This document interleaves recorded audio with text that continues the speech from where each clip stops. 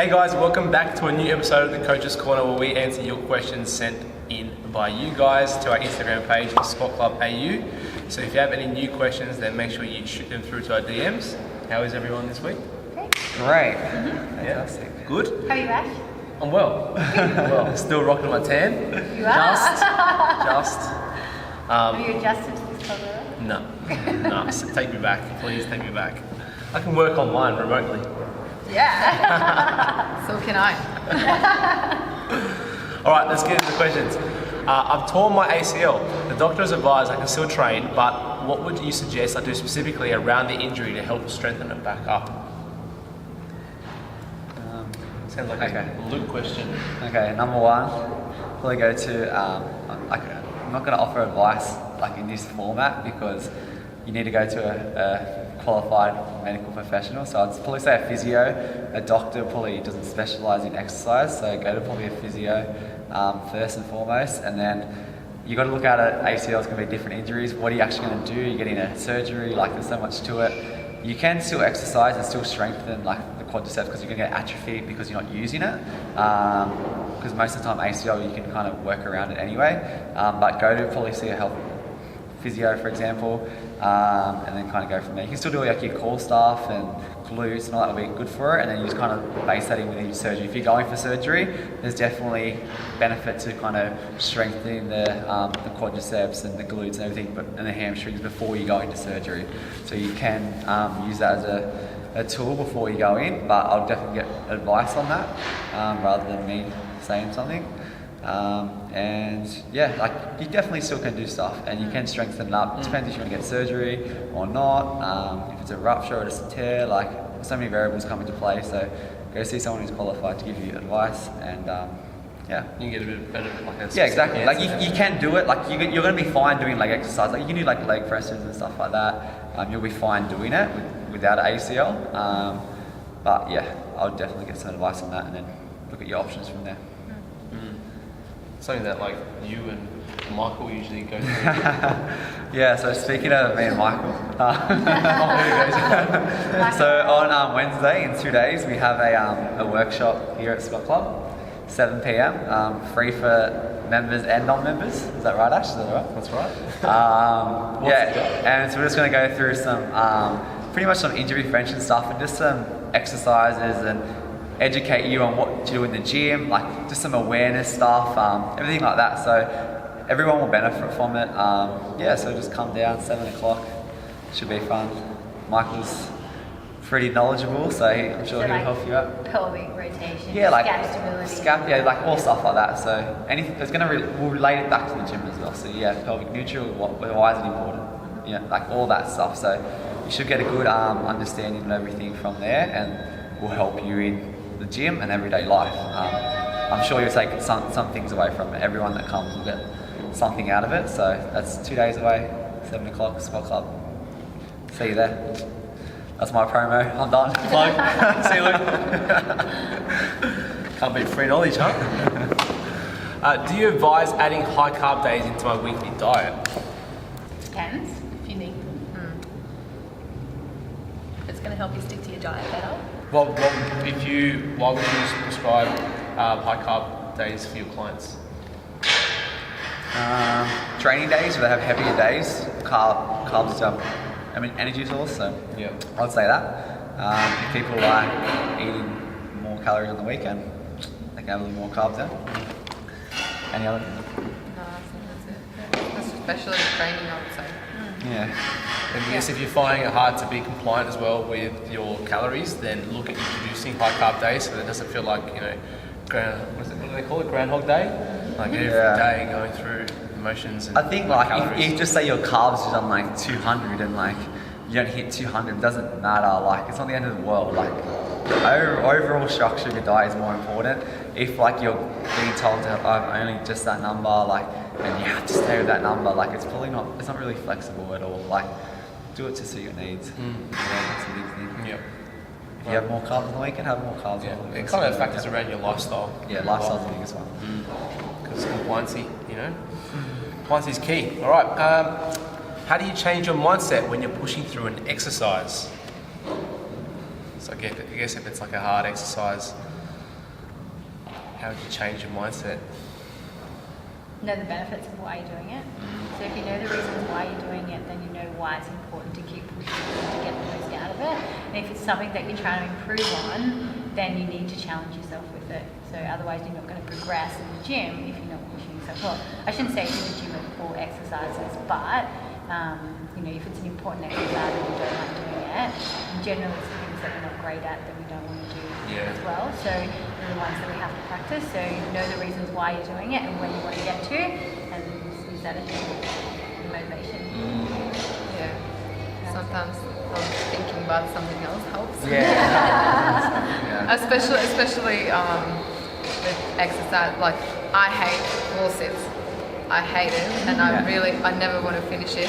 But for me to push through that, I usually need to talk to someone while doing it or thinking about something else. It's always going to be an exercise like wall sits, plank, stuff where like you have a chance to think about it and your head will give out first. Yeah. Your head will give out before you're like physically. So it's just like, okay, you're pretty much asking how do we change that? Well, you can think about other things. I guess with time you just get mentally stronger.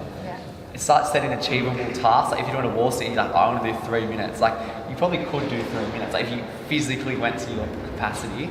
But just maybe start with like 30 seconds and build it up and like, okay, I can do this. And then when it gets that long times, you build up and you gradually it's just small wins. You're just building yourself up and then you get to that point, you know what I mean? It's just a confidence thing. It's just not like you can switch off and change your thoughts. It's pretty hard to do that. See, like my mindset is, it excites me to progress. Something that I can't do, and then I'm working myself up to that. Being positive about it. That's where my mindset is. Not thinking like, oh, is this over? Hurry up. Mindset's everything. You have a good mindset, you get it done. Definitely. And use that as your little reward. Yeah. To be like, you know what, I did a little bit longer today. That was good. Positive, be like, yes, next week. Definitely. Okay, my left arm seems noticeably weaker than the right. What would you suggest I do to strengthen it up to be the stronger arm? I would definitely suggest single arm exercises. Dumbbells are probably the best to go to. Don't do heavier weight on that arm, which is weaker, just to try to get it stronger. And I always do the same weight. But single arm exercises. You can potentially add more reps to the weaker arm as well. Like you could go if you're just doing a single arm exercise, you could do 10 and then go 10 and then do 4. Depends how bad it is. We're not perfectly symmetrical. You've got to remember that. But if it's really bad, again, you could get some advice on potentially doing single arm stuff and then maybe do a little more reps on that one. But I wouldn't like I said, go a 20 kilo and it's a 10 kilo. A dumbbell. People might start looking at you a bit fun. I've seen someone doing it, It was back in Fitness First. That's why I said it.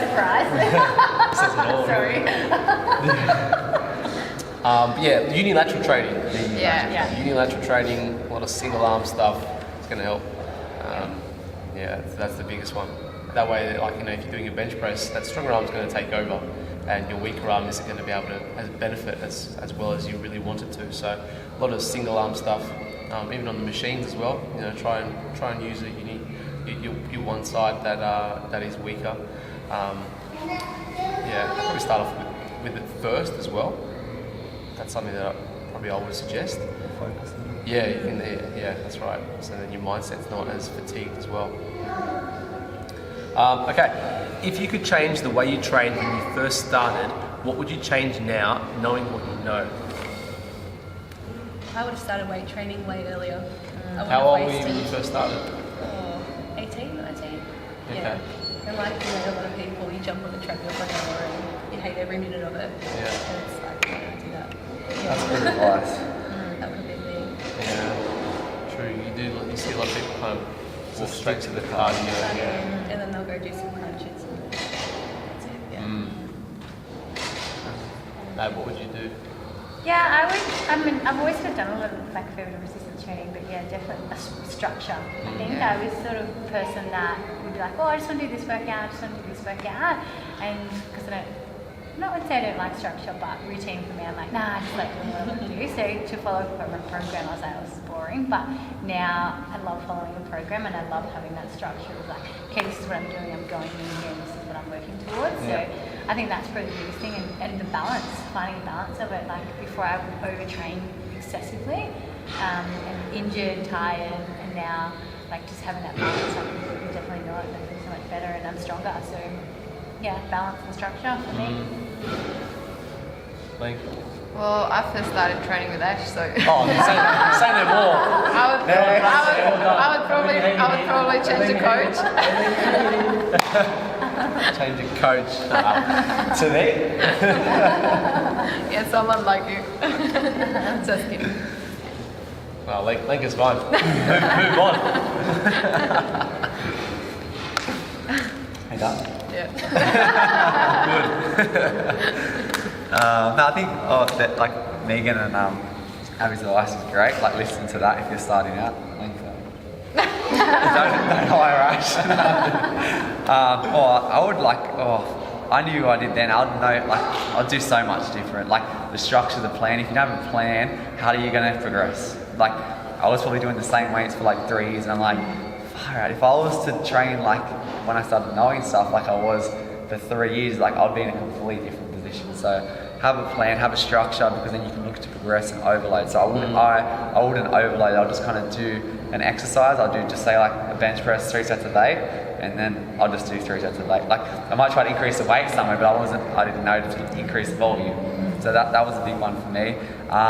Probably looking at doing a bit more of a warm-up, a structured warm-up, and knowing why I'm doing it, and like pretty much technique and stuff. Like you know that workshop that I'm doing next to it on Wednesday. Like if I knew stuff like that, like I could be in a lot better position than I am today. Like you just understand how the body moves and the awareness, everything like that. You don't put yourself in a position for injuries, which Abby was talking about, and like you're pretty much in it for the long term. So it's just pretty much get everything set, go from there, follow a program, like more stuff like that. I think that's the biggest thing.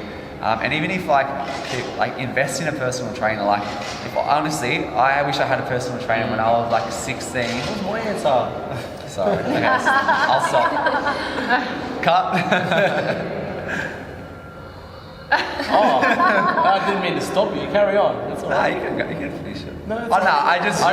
I just wish. Okay, this is gonna sound. It's not cocky, but like I wish like myself now could train myself when I was 16. Does that make sense? Yeah. No, but like putting up, that's the answer to the question. Like I wish I invested in someone that could teach me stuff, and then I could go from there. Yeah. That's all. I think that's the best way to put it. Yeah. And it's a good investment, great investment. Yeah, I really wish I could have that. I think, like, even if it was like almost like an online coach, but having some sort of structure, like you were saying, and I didn't know anything about structure before, and I would look at like a lot of the magazines and a lot of YouTube videos, and I would just go and follow that workout, and I was always after the muscle confusion and trying to hurt my body.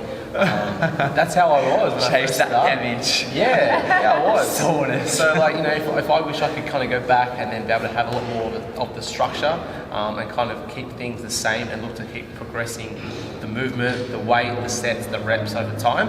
And like Luke was saying, like having some sort of coach that is knowledgeable in that industry, be able to follow them. I think that's where I would have got better results, especially in that first year where you get your newbie gains. I wish I could go back and do things differently. So that's something that I really wish I changed. Oh, and compound exercises. I didn't do many compound exercises. So You did a squat, did you? I didn't squat. I didn't squat when I first started. It was the bro workout. I didn't do bench press either. I think I was just doing a lot of dumbbell presses. Just watching what the bodybuilders did, on the YouTube videos. I think as well, I didn't do that much legs. Like my legs were because I played soccer and I was running and stuff. But if I knew I could train in the gym to increase my sporting performance, that would have been good as well. Like I could actually train legs and do powerful explosive movements. Actually help with my sport when I was playing sport at a high level. That would have helped. Yeah, so if you're playing sport, you can kind of do that as well. Yeah. I think there's some good answers there. So all you newbies out there, follow those. Yeah.